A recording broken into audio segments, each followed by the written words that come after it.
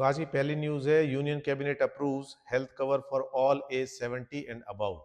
तो ऑल का मतलब यहाँ है इन स्पाइट ऑफ इनकम। आपकी इनकम कुछ भी हो, जो भी भारत का नागरिक है 70 साल से ऊपर है, he is covered for that insurance. और उसकी जो अमाउंट है टॉप अप जो है that is 5 lakh per year. और आपकी फैमिली से इसका कोई लेना देना नहीं है। It this amount will not be shared among the other family members.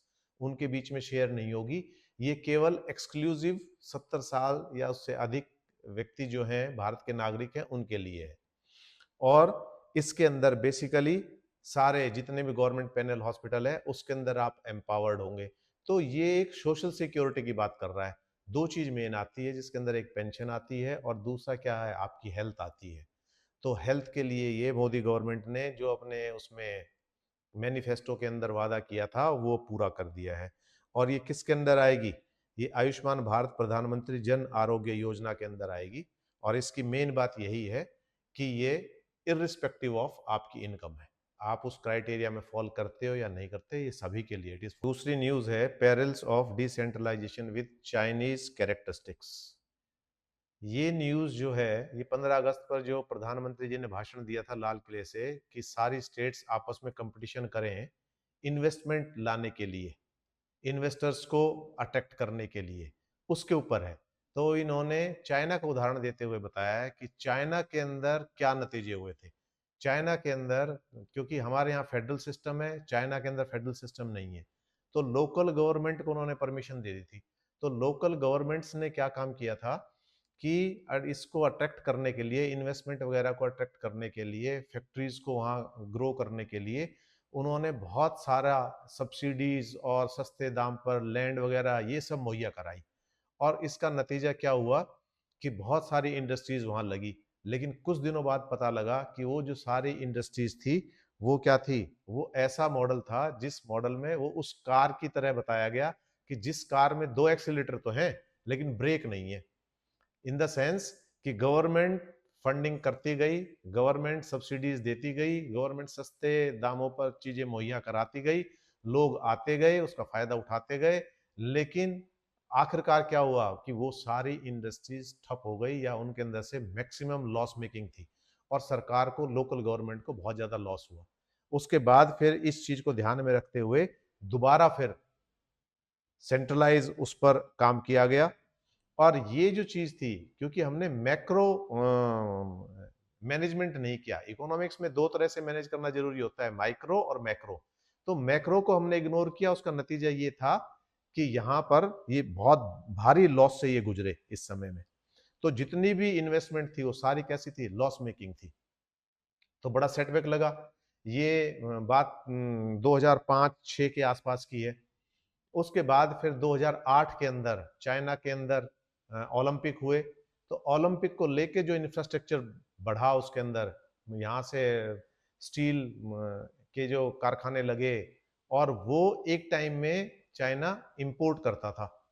और फिर चाइना के इतने ग्रो किया उसने स्टील के सेक्टर के अंदर कि उसने अपनी रिक्वायरमेंट तो पूरी की, एक्सपोर्ट भी शुरू कर दिया।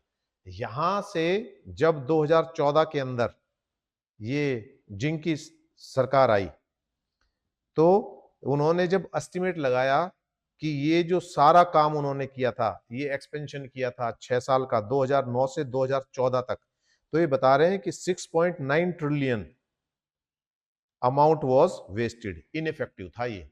जो स्कीम्स दी थी, इस तरह से जो लगाया था कि आप इन्वेस्टमेंट के चक्कर में सस्ती लैंड मुहैया करा रहे हो, ये सारी चीजें करा रहे हो, तो उसमें you have to consider each and every factor. उस कंपटीशन के चक्कर में ऐसा ना हो कि हम नेगेटिव साइड पे चले जाएं। फिर उसने इन बातों का जिक्र किया। अब चाइना 2024 के अंदर फिर एक इकोनॉमिस्ट की रिपोर्ट आई है, उसके अंदर भी क्या है कि 30% चाइना की जो इंडस्ट्रीज है वो लॉस मेकिंग इंडस्ट्रीज हो गई।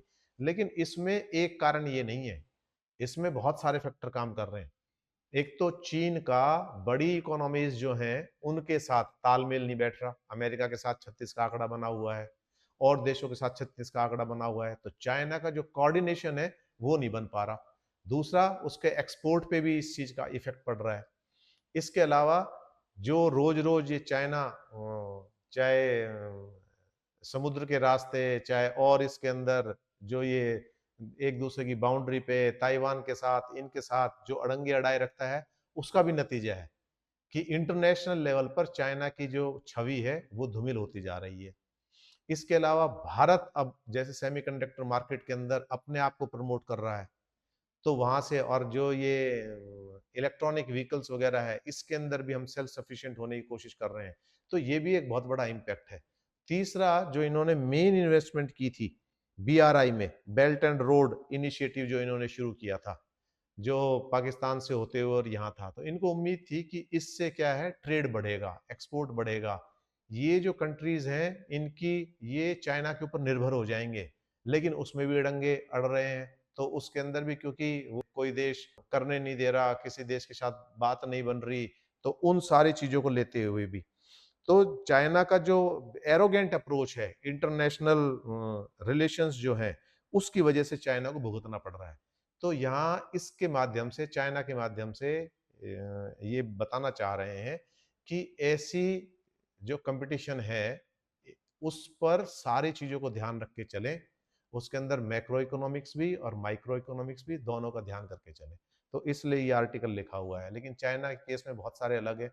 हमारे जो संबंध है हर देश से बहुत अच्छे हैं इस समय, और इन्वेस्टमेंट के लिए भी सबसे अच्छा एनवायरनमेंट जो है इंडिया के अंदर क्रिएट किया हुआ है।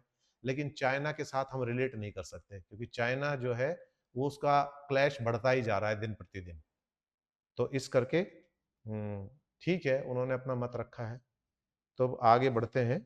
तो अगली अगली जो हमारी न्यूज़ है वो है इंडियाज सिक्किल सेल चैलेंज। तो पहले हम समझेंगे ये सिक्किल सेल होता क्या है। तो हमारा जो ब्लड है उसके अंदर आरबीसीज होते हैं, रेड ब्लड सेल्स होते हैं। रेड ब्लड सेल्स की यहाँ हम देखेंगे कि जनरली जो शेप रहती है वो इस तरह की रहती है, गोल। ये ये इस तरह की रहेगी, गोल। लेकिन ये जो सिक्किल सेल की जो बात कर रहे हैं इसके अंदर क्या होता है, हंसिए की तरह हो जाती है, दराती की तरह हो जाती है, ये ऐसी। तो ओवल या राउंड की बजाय ये कैसी हो गई, इस तरह की हो गई। अब जो ये इस तरह की जो शेप हो गई, इससे नुकसान क्या है यहाँ, इससे नुकसान ये है कि जो पतली वेसल्स होती हैं हमारी, ब्लड कैरिंग जो वेसल्स होती हैं, उनके अंदर ये गोल बहुत आसानी से पास हो जाती है, और ये अपने ये फ्लेक्सिबल भी होती हैं, ये अपने आप को छोटा बड़ा ओवल शेप में कर लेती हैं। जब पतली से गुजरेंगी तो ये ऐसी शेप बना लेंगी। तो ये ऐसी होने की वजह से इनका जो ट्रांसपोर्टेशन है, ब्लड सर्कुलेशन है, वो स्मूथ बना रहता है। लेकिन जब ये होती हैं ये वाली इस तरह की, ये थोड़ी रिजिड हो जाती हैं, और ये छोटी आर्टरीज में क्या है, ब्लॉकेज उत्पन्न कर देती हैं, ब्लॉक हो जाता है वो, ये फंस जाती हैं।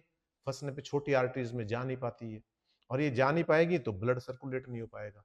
और ये आरबीसी है जो हमारी, दो चीजें होती हैं हमारे पूरे शरीर के अंदर, ब्लड का सर्कुलेशन जितना अच्छा होगा, क्योंकि वो ऑक्सीजन भी लेके जा रहा है, वो कार्बन डाइऑक्साइड को भी बाहर कर रहा है, डेड सेल्स को भी बाहर कर रहा है, सफाई का भी काम कर रहा है, तो आपको तरोताजा और स्वस्थ बनाए रखेगा।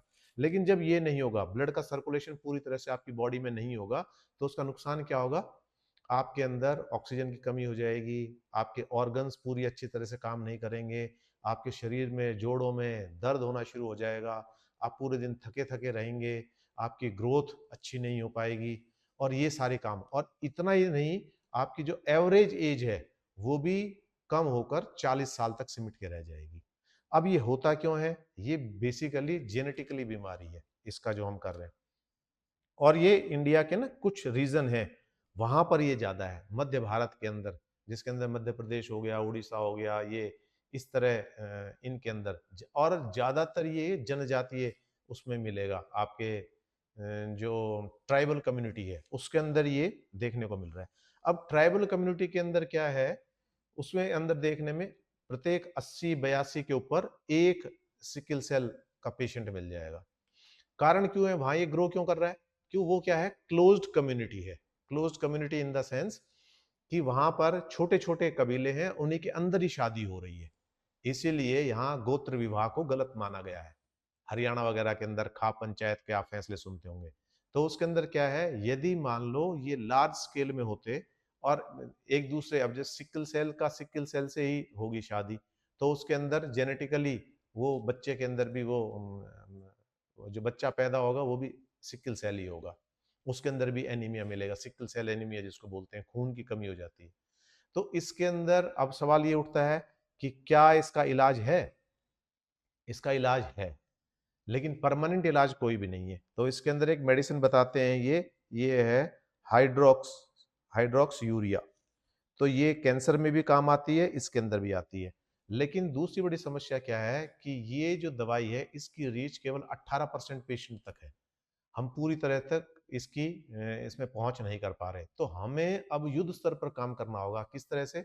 जैसे हमने पोलियो में किया है, जैसे हमने टीबी के अंदर सफलता पाई है, तो वहां तक पहुंचना, क्योंकि जो हॉस्पिटल्स हैं, ट्राइबल एरिया के जो लोग हैं, उनके 200-200 किलोमीटर दूर पर हॉस्पिटल है, तो वहां तक ये पहुंचना बहुत मुश्किल है। फिर दूसरी बात क्या है, एनीमिया के शिकार हो जाते हैं। जब ब्लड की बहुत ज़्यादा कमी हो जाती है, इनको दिक्कतें आनी शुरू होती है, तो ब्लड इनको चढ़ाना पड़ता है। इसका क्योर एक तरह से है, बोन मैरो ट्रांसप्लांट से है, लेकिन वो तकलीफ देह भी है और वो महंगा भी है, तो वो तो हर कोई करा नहीं सकता। तो इसके लिए क्या है, अब चैलेंज क्यों बन रहा है यहाँ? चैलेंज ये बन रहा है कि ये ट्राइबल लोग बाहर की पॉपुलेशन में भी आ रहे हैं, दिल्ली में यहाँ भी माइग्रेट हो रहे हैं, और उनसे ये सारी बीमारी पूरे इसमें फैल रही है।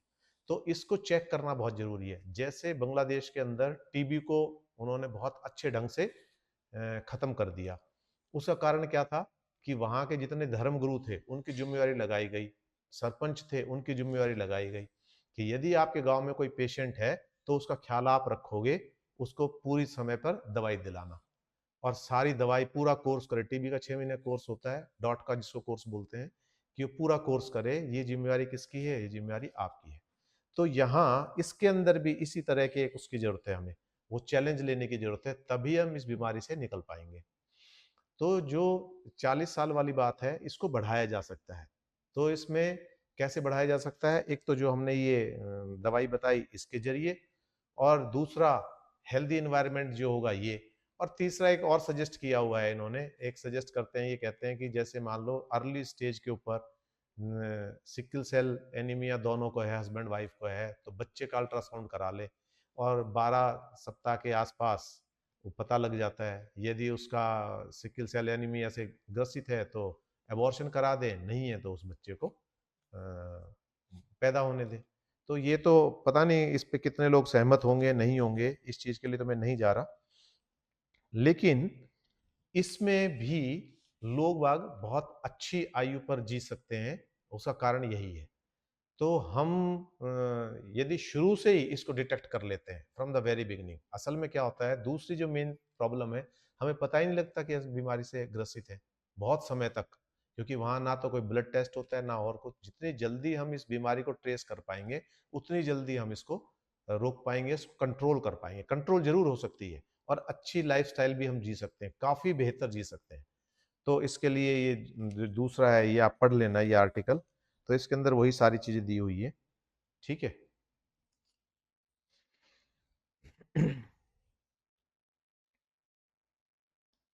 अब दिक्कत क्या है, जो आदिवासी समुदाय वो क्या सोचता है कि ये जो बीमारी है ये ईश्वर ने दी है हमें कर्ज के रूप में, यानी कि ईश्वर नाराज है, शाप के रूप में बीमारी दी हुई है, और वो इसको सहन भी करते रहते हैं। लेकिन उनको पता होना चाहिए, उनको जागरूक करने की जरूरत है। वहां तक हमें अपनी मेडिकल रीच बढ़ानी है। मेडिकल रीच बढ़ाएंगे तो इससे हम भारत को स्वस्थ की ओर एक कदम और हम बढ़ा सकते हैं। तो ये है, अभी जो 18% है उससे आगे हमें लेके जाना है। तो अगली जो न्यूज है वो भी बहुत इंपॉर्टेंट है। Why did Brazil supreme court suspend x? तो जो ये ट्विटर था वही बाद में एक्स हो गया था, एलन मस्क ने इसको खरीद लिया था उसके बाद। तो यहाँ इन्होंने क्या कर दिया, उसको सुप्रीम कोर्ट ने सस्पेंड कर दिया ब्राजील से। क्यों किया है अब उसके ऊपर देखते हैं। क्यों क्या हुआ था कि ब्राजील के अंदर 2022 के अंदर जो इलेक्शन हुए थे उनके अंदर बहुत सारी हिंसा हुई थी, और 8 जनवरी 2023 को उसी कैपिटल के अंदर बहुत सारे सपोर्टर ने बिल्डिंग को अटैक किया था, फेडरल बिल्डिंग को, सुप्रीम कोर्ट को, इनको मिलिट्री कॉप्स को, इनको किया था। तो ये सारी करके जो सुप्रीम कोर्ट के जज हैं, जो मिस्टर मोरेस है, उन्होंने इन्वेस्टिगेट किया और पाया इस सब के पीछे एक्स ने उनको इंस्टिगेट किया है। उन्होंने इन सारी चीज़ों को प्रोपोगेट किया है, उसने फैलाया है, तो उसको लेके तो यहाँ दो टर्म यूज की गई है। इन्होंने कहा है डिजिटल मिलिशिया, तो मलिशिया जो वर्ड है, ये क्या होता है? ये ग्रुप ऑफ पीपल होता है। कौन? जो लोग मिलिट्री ट्रेनिंग लिए हुए हैं, but they are not actual in military, but they are trained. तो डिजिटल, इसको नाम दे दिया डिजिटल मलिशिया। और इन्होंने क्या काम कर दिया? उसी तरह से उन सैनिकों की तरह काम किया है इसने यहाँ। तो इन्होंने सबसे पहले यहाँ पर इस पे फाइन लगाया, क्योंकि इन्होंने एक टाइम दिया था, उस टाइम के अंदर यदि आप अपना रिप्रेजेंटेटिव अपॉइंट नहीं करते हो तो हम आपको बैन कर देंगे। तो उस टाइम के अंदर इन्होंने स्टिपुलेटेड टाइम के अंदर they have not appointed any representative in Brazil. तो इन्होंने फिर उस पे फाइन लगा दिया और 50,000 रियल्स पर डे का इन्होंने फाइन लगा दिया। जो जज थे, सुप्रीम कोर्ट के जज थे, इन्होंने एक बात और की कि यदि लीगल रिप्रेजेंटेटिव को ब्राजील के अंदर अरेस्ट कर लिया जाएगा और 20,000 रियल्स डेली के हिसाब से फाइन लगाया जाएगा। तो यहां पर उनके ऑर्डर को कंप्लाई करने की बजाय एलन मस्क ने क्या किया? उसने कहा कि हम ब्राजील से अपने काम को ही समेट लेंगे, और उन्होंने ब्राजील से अपने ऑपरेशन को कर दिया, इनइफेक्टिव कर दिया। और दूसरी बात यह है कि जो अकाउंट्स डीएक्टिवेट कर रखे थे वहां के, उनको भी एक्टिव कर दिया वहां पर। तो अब सरकार ने प्रतिबंध लगाया हुआ है, और जब तक सस्पेंड रहेगा, जब तक कोर्ट फाइनल ऑर्डर नहीं देगा। ये तो दोनों की टशल है। अब इसका नतीजा क्या है? यहाँ क्या है? डिस इन्फॉर्मेशन, फ्री स्पीच का जो अधिकार है वो वर्सेस सेंसरशिप, किसको कितना नुकसान हो सकता है। और इस तरह की ये जो प्रायोजित कार्यक्रम है, ये जो एक यूनियन बनी हुई है कुछ पावरफुल लोगों की, और इसके जरिए सारा नैरेटिव्स जो स्थापित करते हैं किसी भी देश के अंदर, इकोनॉमी को चेंज करना, ये सब करना, उसकी सब चीजों को प्रभावित करना, ये बहुत बड़ा काम सोशल मीडिया आजकल कर रहा है। और ये जो नैरेटिव्स का काम है, ये किसी भी देश में उथल पुथल मचवा सकता है। और इसके बहुत सारे उदाहरण हैं। यदि हम एक इस पे सेपरेट एक लेक्चर लेंगे, उसमें देखेंगे कि नैरेटिव बिल्डिंग्स कैसे होती है, और कौन कौन किस किस तरह से नैरेटिव्स बनाए जा रहे हैं, और उसके अंदर कौन कौन से देश इन्वॉल्व हैं, कौन सी बड़ी ताकतें हैं, और उनके दम पर क्या हो रहा है। बांग्लादेश का एक उदाहरण है, ये भी एक नैरेटिव्स का ही देन है। बांग्लादेश के अंदर जो सरकार अस्थिर कर दी गई, तो उसके अंदर से इंडिया के अंदर भी पहले टूल किट्स वगैरह की बात हुई है, कई आंदोलन के अंदर हुई है। तो वो सब, ये सब इसी के अंडर आती हैं। तो सोशल मीडिया का यूज जो है बहुत सोच समझ के होना चाहिए। कई बार वार्निंग्स कई सोशल मीडिया प्लेटफॉर्म्स को दिल्ली हाई कोर्ट ने भी जारी की थी कि यदि आप हमारे अनुकूल नहीं करोगे तो हम उस पर बैन कर देंगे। कल के न्यूज़पेपर में भी इस तरह की खबर थी, विकिपीडिया वगैरह को लेके थी। तो इन सब पे सरकार को बड़ा सजग होना है। यदि सरकार को अपनी जनता को इन तरह के गलत नैरेटिव से बचाना है,